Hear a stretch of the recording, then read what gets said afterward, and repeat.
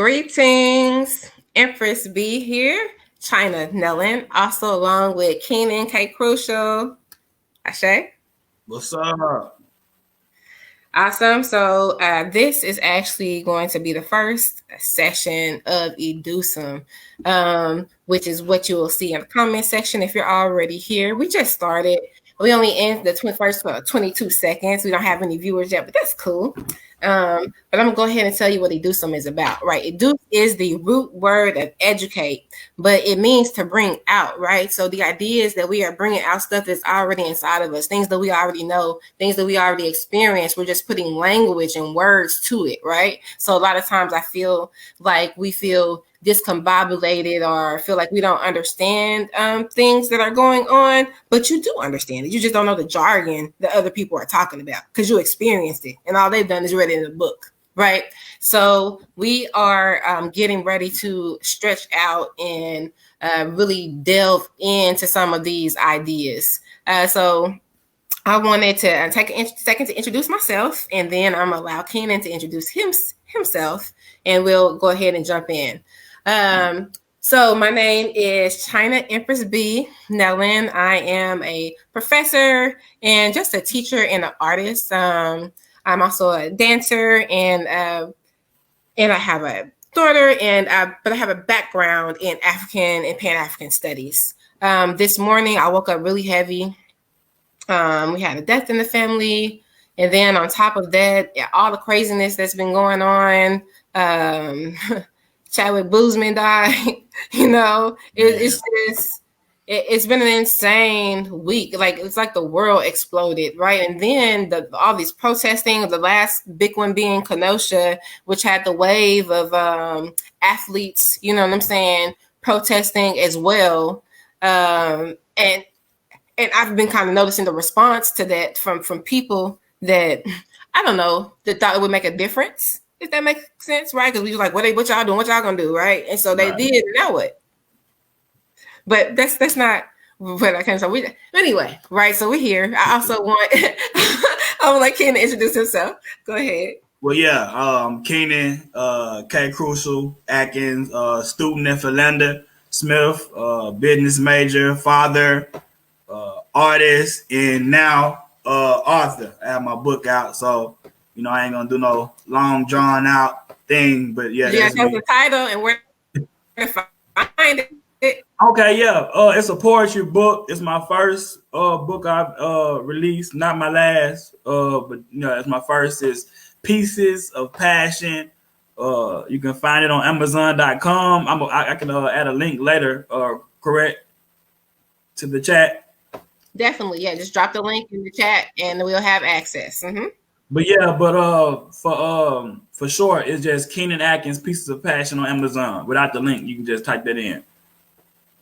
Awesome. Yeah, we definitely gonna support that.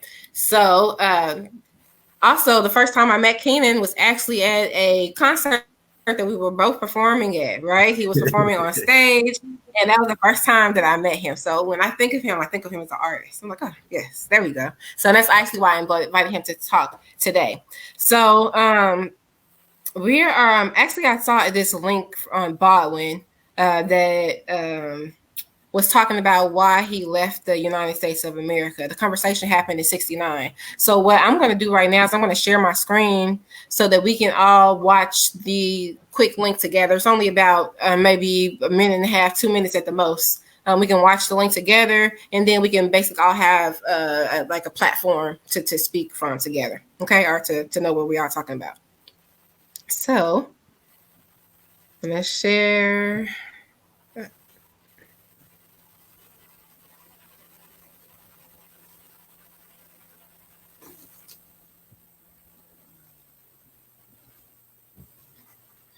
Oh. My video not working on this and phone. We just had Frank Audio join. Thank you so much. We're getting ready to just have a look at the Baldwin clip, and after that, we'll have you introduce yourself, and we'll go ahead and jump into the conversation. Okay, here we go. So, forgive me if I gotta run. Okay. Okay.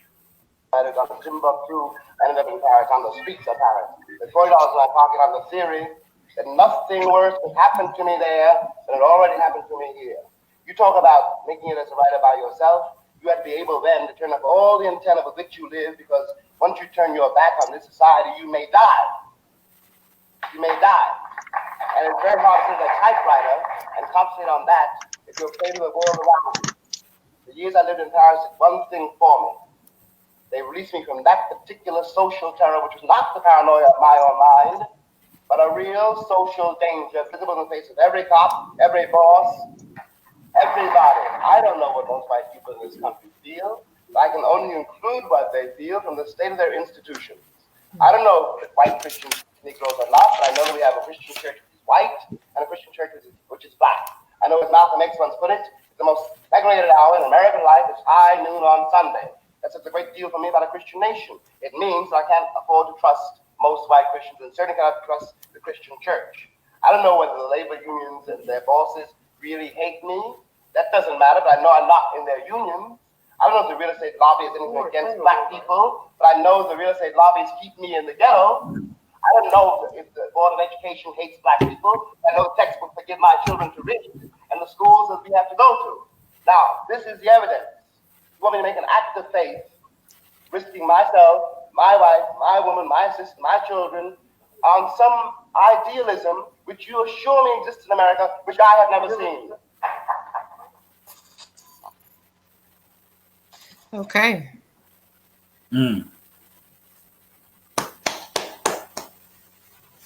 So, yes. So,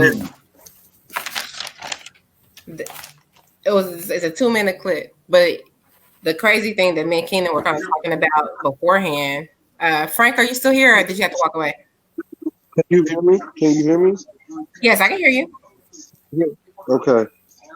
Okay. Did you want to introduce yourself before we get started in the conversation?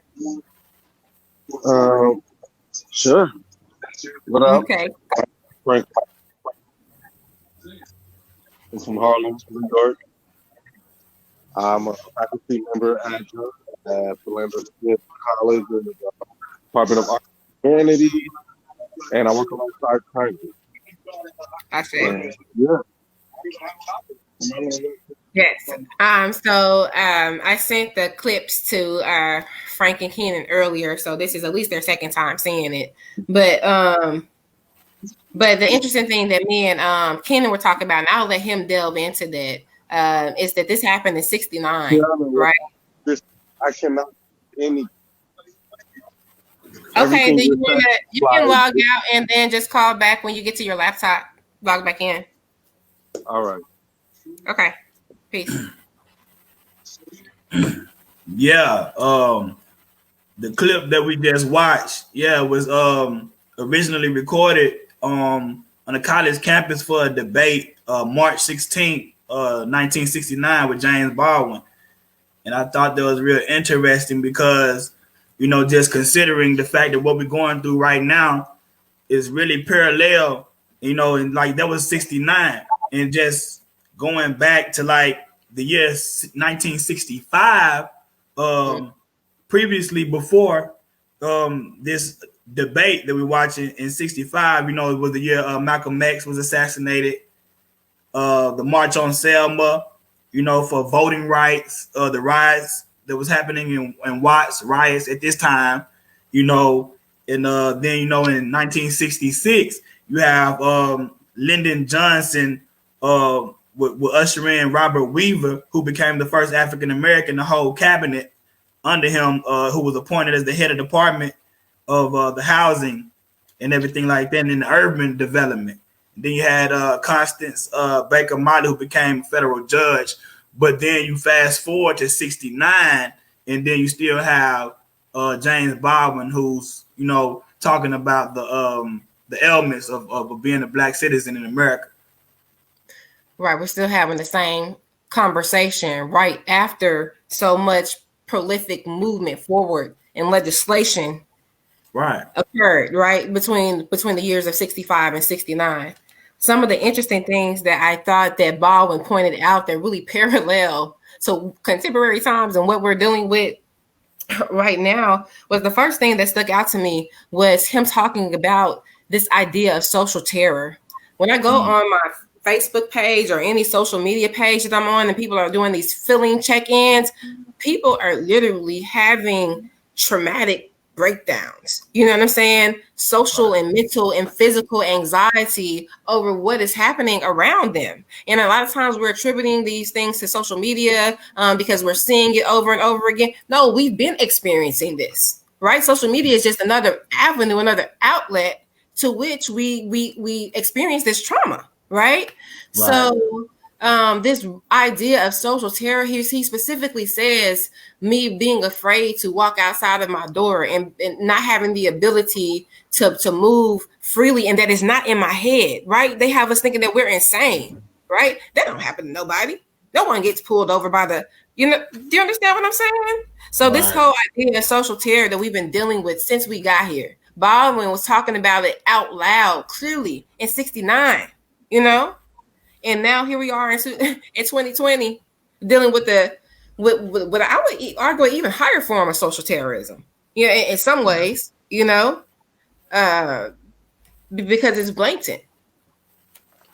Yeah. I agree. That's like one of the first things that really poked me, you know what I'm saying, and made me like, wow, is how he was talking about the terror, the social terror as being a black citizen in America. But the thing that kind of parallel what he was saying is when he said it's not the paranoia of his own mind. You know what I'm saying? Right. Like, and it's today we still trying to tell, like, we trying to get people to see, like, no, we not making this up. You know what I'm saying? Like, being like, do you not see it? Do you not see the news? How we dying? And like, nobody is being held accountable for this.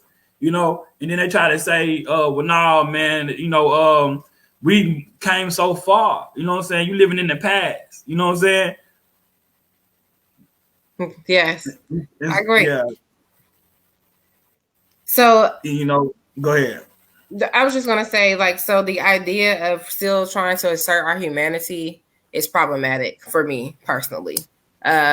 Still trying to explain to individuals that I'm also a human being, and because I experience these things, that shouldn't be allowed, which is why we have this whole social justice movement, right? Which people always describe as a noun when it's clearly a verb. Social justice is an action, right? It's the act of these things happening because justices are not in order, right? Or they're not happening for everyone across the board. So that's what social justice is. Social justice, this whole movement. But he said in the video, he said, I left and it didn't matter where I went because nothing worse can happen than what I've already experienced here in the United States of America.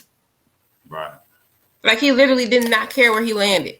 He just found the first easiest ticket that he could find. And then when we're speaking to questions of whether or not, it's not all of white America, or it's not all cops, it's not all whatever, he specifically says, you know what? All I can go by is your institutions that represent you. Right? Yeah. All I can go by is the way that you vote. All I can go by is the people that you have in office. All I can go by is what you support, right? So these institutions, whether they be Christianity, because I'm not sure if you're aware, but a Christian fund sharing group just raised over $100,000 for Rittenhouse. Wow. Oh, yeah. Then he says, he refers to Malcolm X, one of Malcolm X's speeches, when he says that the church hour on Sunday, 12 noon, is the highest time for segregation, right? Because you have black church and you have white church. He talks about labor unions. When you think about federal institutions, you know what I'm saying, or government established institutions such as the fire department, such as the police department, all of these things have black unions. Why is there a need for a black union? Right. Because you're not being represented, right? So then the last thing he talks about is the Board of Education, right? And what are we dealing with right now in 2020? Before this whole COVID pandemic popped off here in Arkansas, we were already dealing with teacher strikes, right, and issues surrounding education. And now it's just been heightened. And the things that the teachers were asking for, whatever they were, have been swept up under the rug. Because I don't even remember what their demands were. I don't even remember what the strikes were about. Right. You know, I'm a firm believer in African-centered education myself. You know, for the obvious reasons. You know, I feel like we're not represented properly in the school systems, the public school systems. It's like, you know, with the whole pipeline thing. And that's basically what James Baldwin was getting at the institutions. You know, he said the jobs, you know, the cops. So every institution of this nation is going to have some type of systemic oppression towards Black people. You know, it's all designed, you know what I'm saying, some type of form of fashion. So it just like a system just to maintain it is hard to get up from under unless, you know, we have some type of thing for ourselves. Okay, and there are a lot of philosophers and historians who have talked about as building things for ourselves. I think it's interesting that you said that. I wish I would have tagged the clip, but last year, Killer Mike was at a conference and he was speaking to the hashtag of Trump when he was saying, you know, make America great again. And, you know, all of these arguments surrounding make America great again and how America never has been great, right? Are these arguments that America had never has been great, but he referred to a specific time period. He said there was a time period when America was great, right? And he referred to that time of Reconstruction. I don't know how familiar you are with Reconstruction, but during the time of Reconstruction, right after the Civil War, Black people got money. Like they were the most skilled people in the United States of America. You need a blacksmith, you go find a Black man. You know what I'm saying? You needed somebody who knew how to do kind of work. Like they were the craftsmen, right? So if they needed something, these were the groups that they had to go to. So they were able to, some Black people were able to amass a large amount of wealth. They were allowed, but comparatively, they were able to amass land. They were getting buildings. This is where we're getting these Black Wall Streets and you know what I'm saying? And things of that nature. That's when all of that was happening during this like 8 years right after Reconstruction. And it was showing what Black people, you know, have the ability to do on their own, you know what I'm saying, with their power, with their skill set, if you allow us to play on an equal level, you know what I'm saying? But I guess they was moving too fast, right? Because we know the history that happens after that. Legislation starts to happen, right? Similar to redlining. Yes, right. These Jim Crow laws, you know what I'm saying? These subtle things began to be put in place to not allow people to Black people to vote, not allow Black people to move freely, so that they can be successful, right? Yeah. So one of the things that we were talking about before, I kept from forgetting what we were talking about before we were on the session and now, but we were talking about before is this whole new set of laws that they're trying to come out with against protesters, particularly in Memphis. They're trying to. The governor's already signed the bill. Let me see if I can share my page.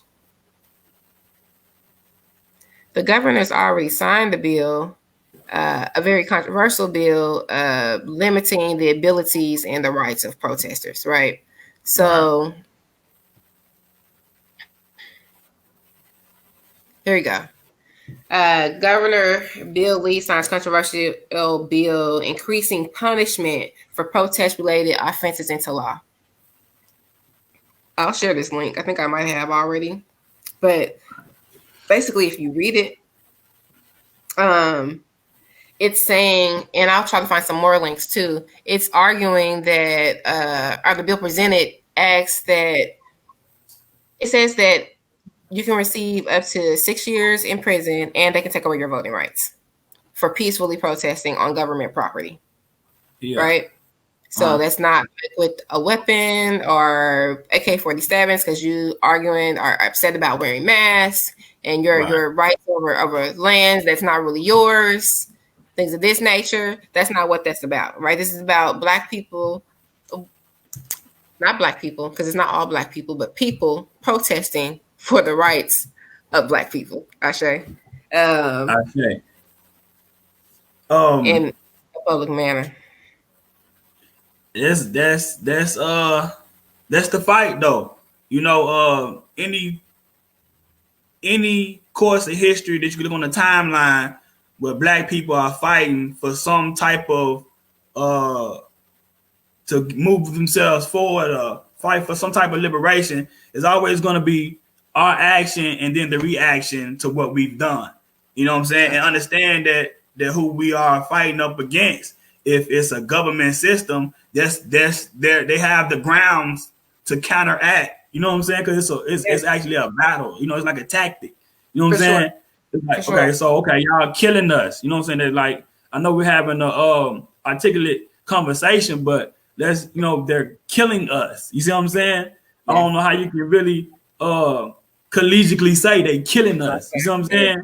Mm-hmm. So my thing is, being that they're killing us, people don't have time to sit back and, you know what I'm saying, and think, because everybody is not trained, because they're living their lives. And then next thing you know, it's shooken up. We're dying. So now they don't know what to do. Everybody don't have a background with revolutionary and studying this book or studying this person. They don't know what to do. So they go to the streets, you know.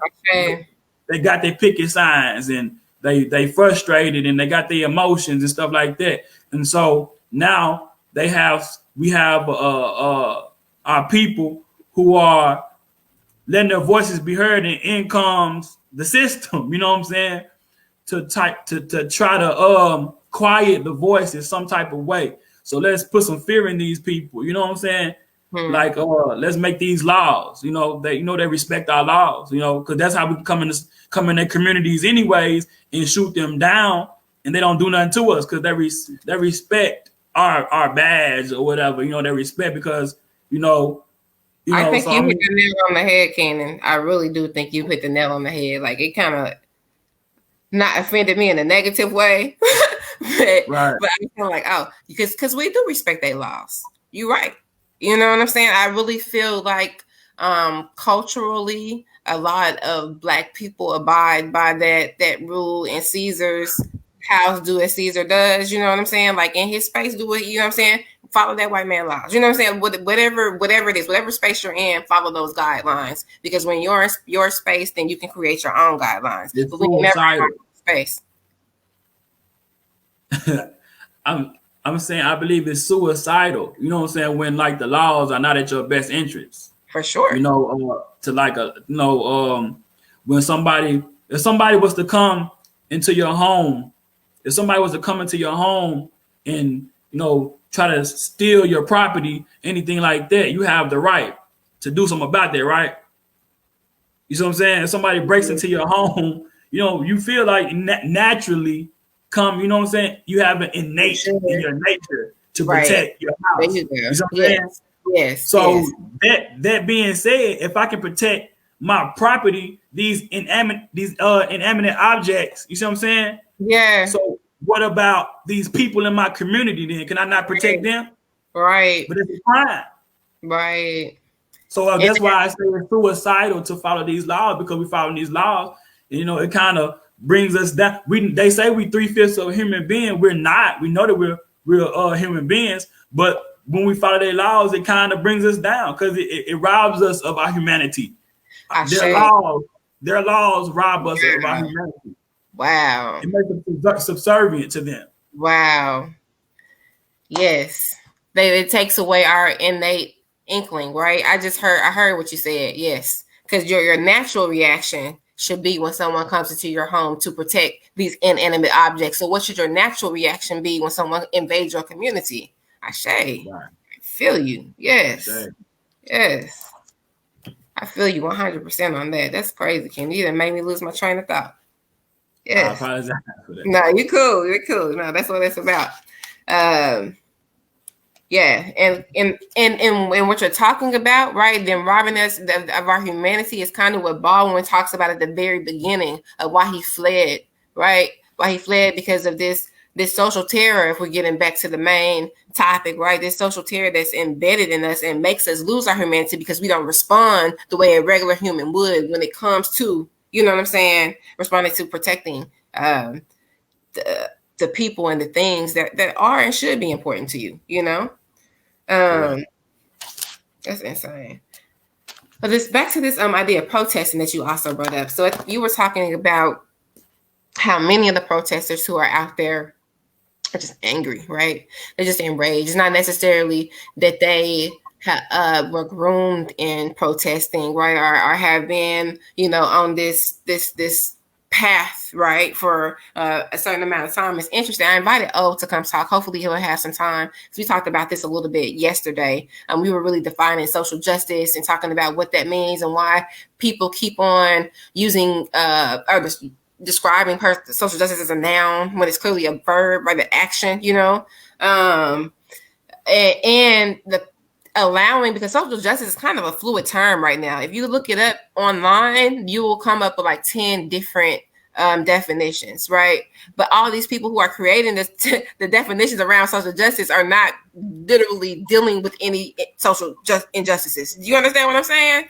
Right? So yes, my whole thing is like, we need to start creating these definitions. We have to take control of this narrative, which is one of the reasons why I wanted us to have this dialogue, right? It's important for us to talk. We have to talk because we're intelligent and we know what's going on. No, yeah. Greetings. Say hello. Hey, come speak your mind, sister. Okay. Mommy, okay.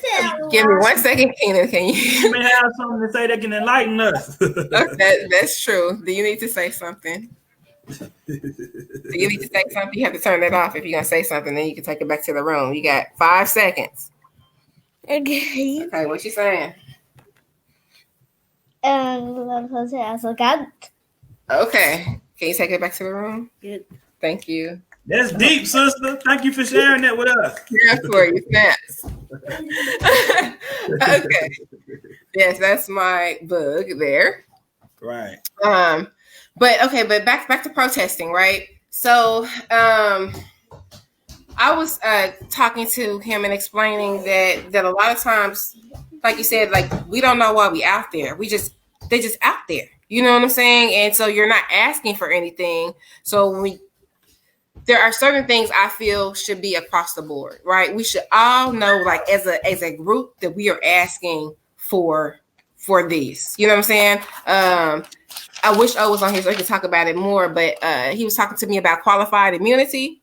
Am I saying that right? Are you familiar with that term for police officers and sheriffs and things of this nature, where qualified immunity? Okay, yeah. Where basically it's your word against theirs in most cases, where they've done something wrong or illegal, and they have higher ranking because they're held to a higher standard, whether they meet that standard or not. Right, the sovereign immunity. Yes, right? And so I think across the board, whether you're protesting or not, that should be something that you're always asking for. No matter where you're protesting, whether it's what I'm trying to say. That should be something across the board that we're always asking for. It just seems like everything is fragmented. And then when it comes to protesting, and then like with this whole cycle of everything that you're talking about, they say that the definition of insanity is what? Doing the same thing over and over and over. And how long we been doing expecting the same result. A different result. Right? Yeah. Doing the same thing over and over and over and expecting. It's almost like we're instruments, when they know exactly which key or what to press or which string to strum, you know what I'm saying, to get a certain sound out of us. You see what I'm saying? I agree.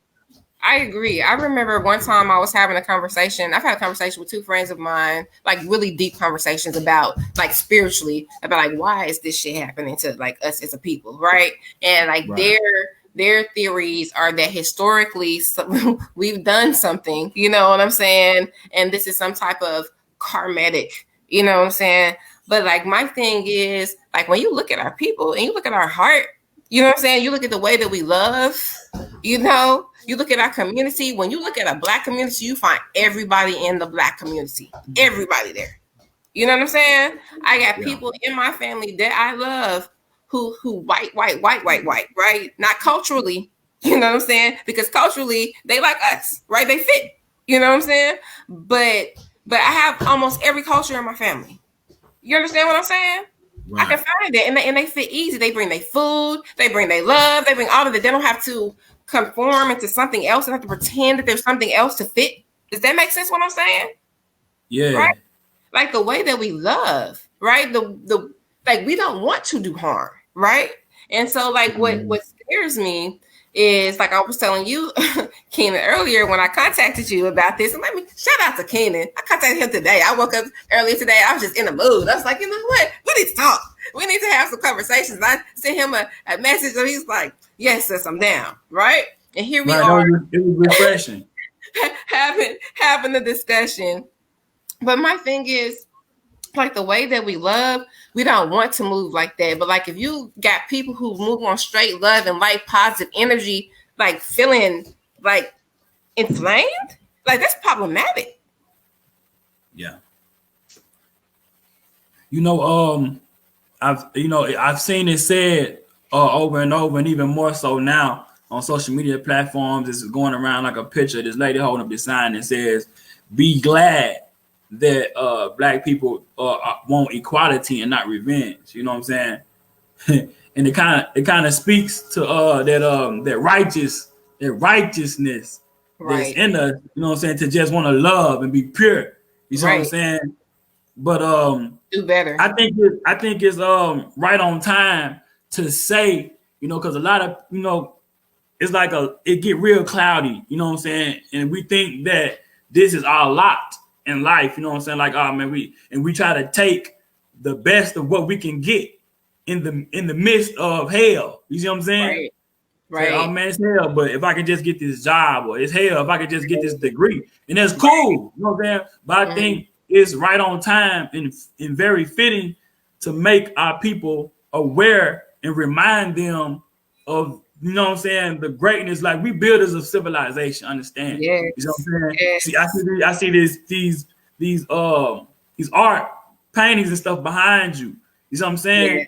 Yeah. And you know, and I'm just saying though, you know, we are builders of civilization. This is the timeline, you know what I'm saying, before the now, where we at right now. So, you know, slavery and everything we're going through now, this isn't like a Black condition that's always been, and it's not gonna always be here. Right. You know what I'm saying? Because we still like, man, like centuries and centuries and centuries of greatness. You know what I'm saying? So relatively speaking, and I'm not sweeping anything under the rug, because they ain't, trust me, I'm not.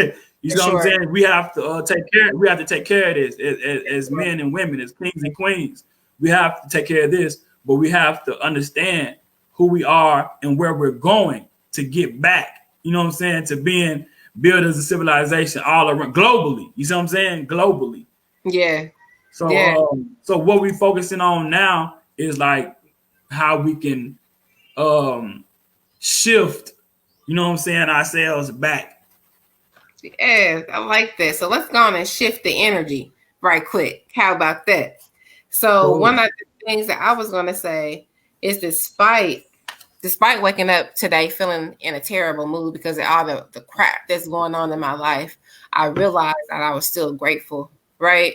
And for a minute, I was pissed off at myself. I said, maybe this is a damn problem, China. You know what I'm saying? All this bullshit going on, your ass still grateful? You grateful that you can wake up and breathe air, that you have, you know, that you can function, that, you know, that you can still go out here and try to get it. But like, that's my superpower. You know what I'm saying? No matter what we going through, I'm still grateful. I are the superpower. You know, our superpower. You know what I'm saying? Our superpower is that we can make something out of nothing. We do it all the time. We've been doing it, like you said, since the beginning of time, right? Look at our culture, right? Look at all of these amazing things that we create, right? So let's go ahead and shift the energy. Last year was 2019, year of return, right? I think it's so interesting. I remember the day I literally remember the day when my Facebook page, you know, when they came out with those filters where you can cover like it has like a frame. That's what they call them frames. The Facebook frames for the pictures. But I remember the day when they came out with the red, black, and green frame. And like one day, I think it was maybe around the Trayvon Martin. I think like I just looked up and my whole entire feed was red, black, and green. Like everybody had changed that. And to me, it was like mind blowing because I've been on this black shit for a long time. You know what I'm saying? It was just wonderful to see everybody else, you know what I'm saying, pages change as well. And just for people to be aware. You know what I'm saying? Like, just don't put your head in the sand. Like, because you put your head in the sand does not mean it goes away. I mean, they can chop your body off without you seeing it coming. You know, like that's insane, you know? So I'm just glad that people are starting to read. They're starting to click on these articles. They're starting to engage in these conversations. But back to the point at hand, the year of return, 2019, 400 years since the first documented, let me say that again, the first documented, right, by Europeans, slave ship to arrive in the United States of America, Africa launched this big year of return where all of these West African countries were like, y'all come home, trace your lineage, see what's going on. There were conversations set up between African Americans and African peoples. One of the big things that I found out from some of these interviews that I was able to watch online, because I really, really, really, really wanted to go, but I didn't make it. I was trying to take kids and everything. I was like, man, we just go. But one of the big things that came up that really healed my heart and helped me out a lot is a lot of times we're taught that they sold us, you know what I'm saying, into slavery. They just let us go and nobody came to check, nobody came to look, you know what I'm saying? I found out that a lot of people our age and like more modern contemporary generations were just not aware. They didn't know what happened. They had no idea that there were Africans across the sea over there with those white people, and that were sold thousands of years ago, right? The other thing that we found out is, I already knew that slavery was different in Africa than it was in the Americas. Slavery was different all over in most parts of the world than it was in the United States of America. It was much more violent in the United States of America, and as we said before, humans were not considered human. They were called chattel, right? They were called a type of human cattle, and that was non-existent in Western African slaving trade and things of that nature. So they weren't even aware that could happen. When some of them became aware, they did try to fight. You know what I'm saying? Some groups did try to fight and get their people back, right? But we're not aware of any of those histories, right? We're not. Of course not. We don't know any of that information. So it's interesting that all of this is happening because you know that now the continent of Africa is an option to at least go and visit and invest in, right? To have dual citizenship with. I think a lot of times as Black people, I mean, we have been here for 400 years. You know what I'm saying? I feel you. Yeah, we have put a lot of blood, sweat, and tears in here, but you can have dual citizenship. You can be in two places at once, right? You can invest in people that look like you and create buildings and plant seeds and start businesses. You know what I'm saying? It's funny that you say that. it's money, right? Like nobody telling you to abandon. Nobody telling you to abandon your family and everybody that's here, right? You can. Right. I mean, like we on the computer right now. Are you sitting next to me? Like that's why we ain't got no mask on. You know, we can be in two places at once, right? So you know, 2019, it was the year of return, and I'm actually one of those people that actually got a chance to return to Africa. Look at it. Hey, tell us about it. Me and my brother of mine, a Black male educator, Sean Gale. I should have invited him. I didn't think about it. Okay. Right, yeah, he would have been perfect. Yeah, so next time we definitely you have to get him on your platform. But I went. And it's kind of I guess it was meant for you to say what you said, because when I went over there, a lot of the things that you touched on, I actually got a chance to experience. You see back here, I have this this certificate of an LLC, and my first merchandise that I had to sell, I have crown relics, earrings, and accessories, and you know what I'm saying. And so the first thing, my first merchandise came from Africa. From building connections, you know what I'm saying, with our people. You know what I'm saying? I love it. So I I had when I went over there, I got a chance to rub elbows, and I invited some people out to have some coffee. I sat down with them. I made some business partners while I was there. So, like I say, I'm here. I like to call myself an African in America. You know what I'm saying? I say, yeah. Instead of an African American. So being an African in America and still having access, you know what I'm saying, to the motherland to conduct businesses and feed my family and kind of have a relationship. It kind of like I always say, you don't have to actually you can return without actually physically returning. You know what I'm saying? But doing both is great. You know what I'm saying? It's always good to just keep some type of connection, But I really advocate for people, to get out there, and it's very inexpensive, relatively speaking, because you look at the habits that we have, you know what I'm saying, with people might have their weed habits, their nicotine habits, you know what I'm saying, whatever, you know what I'm saying, shoe, you know what I'm saying, you may have your shoe fetishes and stuff like that. And so I know a passport is like I think I spent like $160 for a passport. Yes. You know what I'm saying? One time, it's 160. You good? You know what I'm saying? 10 years. 10 years. Yeah. Right. You know what I'm saying? So and I was received with love upon the plane touching the ground in Africa. Love it. Yeah, I have plans to go to West Africa. I've never been to West Africa. I've been to Nigeria and I've been to South Africa.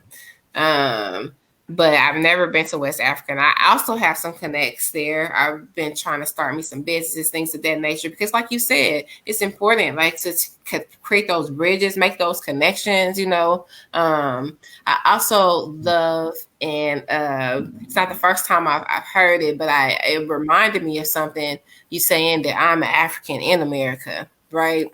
So I remember the first time I found out there were Black people outside of the United States of America and outside the continent of Africa, right? Right.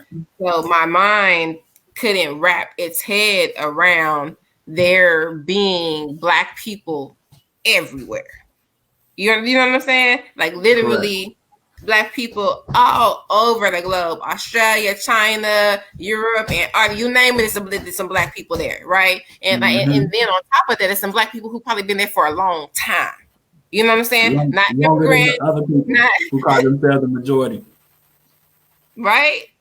And so, as I've grown and done my history and my studying on Black people. And African Americans, oftentimes these studies lead me to research in the Caribbean and research in Southern America, South America. So now a lot of times when I refer to myself, sometimes I refer to myself as African in the Americas, right? So they understand that our experience is so similar. You know what I'm saying? When you're talking about the Americas, going from North America, from Alaska, Antarctica, through Canada, the United States of America, down through Mexico, all of the Caribbean, all of that, then going into Southern America. A lot of people don't know that Brazil is over 95% Black, right? The highest African population, like in one city outside of Nigeria, is Rio de Janeiro. African population. You understand what I'm saying? Yes. The highest population outside of the continent, right? So they don't understand like how we global, like we are literally everywhere. And when I understood that we are everywhere, and the crazy things, our experiences are so similar, right? When you read our histories, they're insane. You read the history of Brazil, you know what I'm saying? The mestizos and whitewashing and all of these. I don't know if you're familiar with this information, but I know that you're familiar with some of it, though, because I know about your research and your study. But like really understanding that we are African, right, in whatever space that we're in. Yeah. You can go to even South Africa, places that have been colonized by the British, and how they deal with the apartheid. And you have people who have a lot of complexion who's considered not Black but colored to this day. You understand that this was like the 80s and the 90s, which is parallel to our civil rights in the 70s and the 60s. You know what I'm saying? Yes. So, and this is for them, this was the 80s and 90s. So understand that they still dealing with some of these effects, you know what I'm saying, mentally, you know what I'm saying, as far as well, Black people are considered a different race in their own race. You see what I'm saying? Yes. Color is different from black. Because see, Yes. here in the United States of America, it was actually the U.S. is one of the only places that did the one drop of blood rule. Right? Actually, it's not odd to find like this color spectrum of blackness. Right? Light Right. skinned black being something from dark skinned black. The United States of America is one of the only places that did like the one drop of blood rule. Right? If you got one drop of black blood, I don't care if you pass for white, you look white. We find out you got some black in you, black. Right? The United States of America was like one of the only places that did that, and that was about money. Right? The more slaves you had, the more collateral you had, the more chattel you had. You know what I'm saying? Yeah. So that was about power and money. And things of that nature. Because another thing that a lot of people understand that only 1% of the South were plantation owners, right? So that's still this amassing of wealth up to a very small elite group of people, you know, and then the rest of that was maintained through this power construct that, you know, white is right. And as long as I'm white, I'm more powerful than these chattel people that are not human, right? I might not have nothing, but I'm not a slave. You know, yes, I live in, you know, very bad conditions, but you know, I'm not a slave. And so that is how they were allowed, or they were able to maintain this insane amount of power and money, and nobody asked for more because there was always somebody under them, you know. But that wasn't even my point. I forgot my point. I digress. Sorry. But what you said was it was real. It had some meat in it. You know what I'm saying? So yeah, right. Right. For sure. Yeah. But we were talking about being American and whitewashing and all that thing, and the one drop of blood rule, and how that was the opposite, and the rest of, because you were talking about how it was weird. That was the point I was getting to. So in the 90s, their basically civil rights movement or revolution, in South America, it happened in the 90s for them, right? Right now in 2020, arguably since like 2017, 2018, in Brazil. I don't know if you're familiar with all the stuff that's been going on in Brazil, but like last year, one of their, I forget her name. Her name was Marcella something, but she was an activist. She was shot dead, like in front,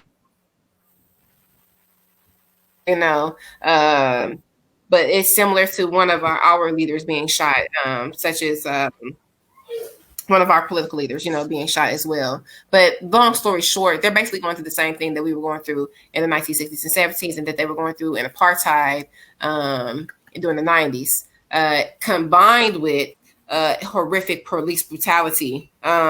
I was in Rio. I loved it. It was amazing, but it was insane. It was very racially segregated. It was definitely that middle mixed pool that where, you know, it's kind of like a spectrum of kind of figuring out like who's what and who's passing, who's not. Also, the weird thing about being in Brazil and traveling in general outside of the continent of Africa is that a lot of times I was American and not Black, right? So when I went to India, Chennai, India, I was American, right? Does that make sense? So in Chennai, they have a caste system, and the darkest people are called the untouchables, and you literally can't touch them. Otherwise, like, you're tainted.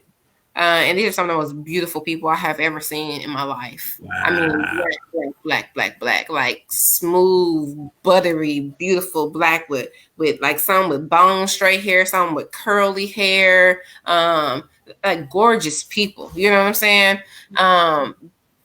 And then one of the people that was like showing us around the space, he was a darker skinned Indian man who was a little bit lighter than me. But many of the stores that we went into, he was not allowed to enter. He wasn't allowed to go inside of those stores because of his caste that he was in, which I'm assuming was largely based on his color.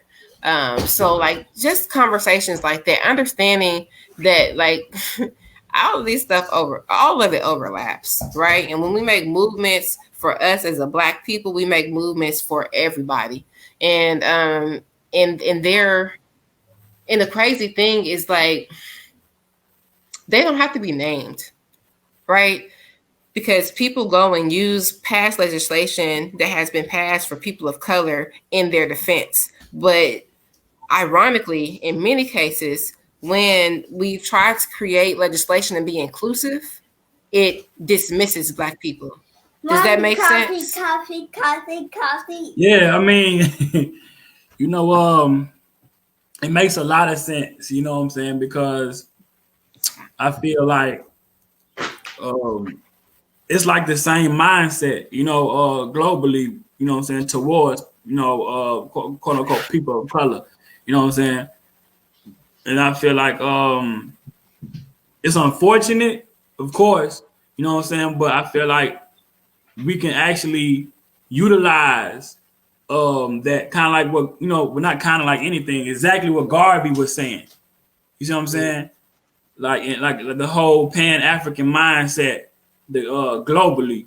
You see, kind of like underground economic systems and stuff like that. You know, where hey man, you not from America, you don't stay in the United States of America. You don't, and I don't stay where you stay at, but we look the same and we're going through the same thing. So our struggles, we connect there. So now I've formed this kind of connection with you, kind of like a brother. You know what I'm saying? Because like I've heard it said that my enemy's enemy is my ally. You see what I'm saying? Yeah. So, so understand that we can actually kind of capitalize off of this. You see what I'm saying? But we have to, do it with some type of focus intent. For sure. Right. It's interesting. It's not us. There were several, not several. There were, I want to say, three to five Pan African Congresses, where several different African nations gathered to, try to establish a cohort, for lack of a better word, common ground, common leadership, things of that nature. And almost every time we've attempted to establish a Pan African Congress or African Union or something of that nature, somehow the leaders get assassinated. Yeah. Pretty much every time. And I laugh because I'm aggravated, and that's just my response. When I get aggravated, I kind of chuckle a little bit. I understand that. But the big takeaway I want us to get from this, because we'll be here for another hour discussing the killing of Black leaders and Could I say one thing? Yeah, of course, please. Okay. Yes. What you were saying, like how these Black leaders and they get assassinated, always come to an untimely demise. And what I want to say, what I want to add to that, kind of like a capstone, if you will, is that it's all about being organized. You see what I'm saying? And you have to understand, you have to go into things with a clear sight, that hey, this is actually a battle, is actually a fight that we're in, and we have to understand the enemy. You have to know your enemy, know yourself. You know what I'm saying? Like Sun Tzu said, you know what I'm saying? In the art of war, you have to know your enemy, know yourself. And if I'm doing this, I stand a chance as a leader to die. Just like in the the United States government, they have a structure already in place. If something happens to the president, if he gets assassinated, something happens, then the vice president comes in and he does this in the terms, and they have systems in place for whatever may happen, whether it be good or bad. You see what I'm saying? Mm-hmm. And us as Black people, if we were organized, if something was to happen to one of our leaders, being the organized people, then we could actually plot, plan, and strategize. Like, okay, this Malcolm X just this, or this person that passed, so let's hurry up and do this and put this person in the forefront, and let's keep going and keep, what I'm saying? But as soon as one of our leaders passed, it kind of like it cripples us, and now we're left at square one. Or even worse, no square at all. Right. Yeah. I would say something else, but I'm not gonna take us into another hour. Okay. But what I am going to say, no, I'm going to have you back. We're going to come back and we're going to talk about this. We're going to bring Sean next time, and hopefully Frank and O will be able to jump on next time.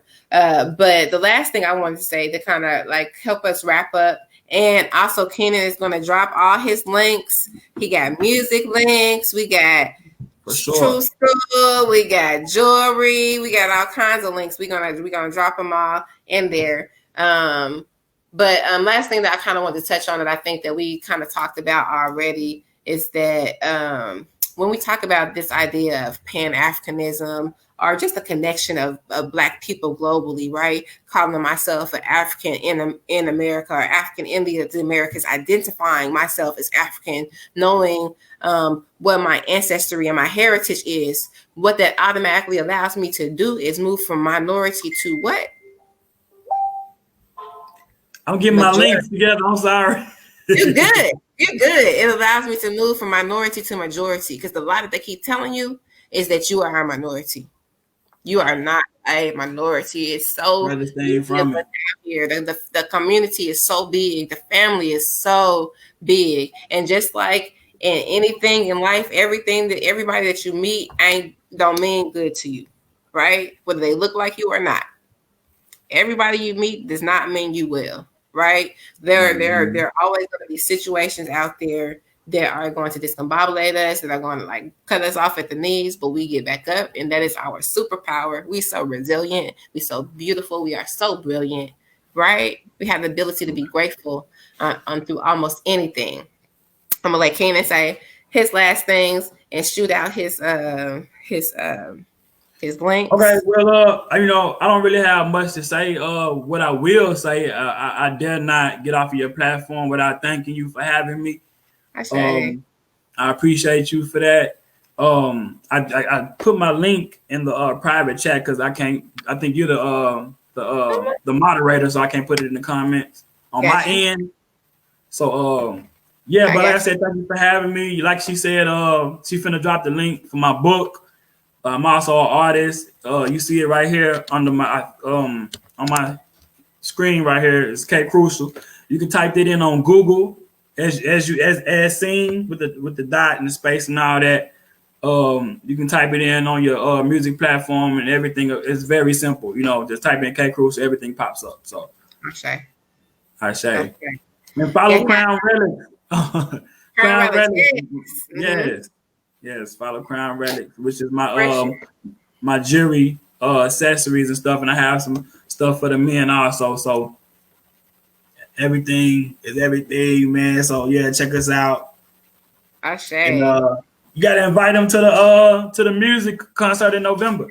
Yes. We have our RBG concert. I think it's like the sixth year that Nora's doing this. I'm going to post in the comments so I can keep posting after this is over. I'm going to post a flyer in the comments. Please come out, support. November 14th, I want to say, is the night. I think we have at the Yard again. Both myself and K Crucial will be performing. I am going to do better about dropping my music links, but you can look me up, Empress Beatrice of the Sun People. You can find me on Instagram, Spotify, any live streaming, any platform. You can find me there. And Jelly Boutique will be back with you shortly, but I do have on a Jelly Boutique tee, just so y'all can see me out here. Yes. Hey, that's right. I like that. Yes, anime. Yes, we got a faux black anime chick that we're working on over here, work in progress. But I have a lot of dope Perry and things coming to y'all very soon, very soon. Hopefully, by next month, I'll have it out and ready for you. But I just wanted to say thank you again to Kenan. Again, thank you so much. I am super grateful for your attention. And to you all, we're going to see y'all next time, because I'm going to invite Keenan back and we're going to have another in-depth conversation. But this time we were talking about social terrorism and a whole lot of other stuff, right? So, peace and light. Peace.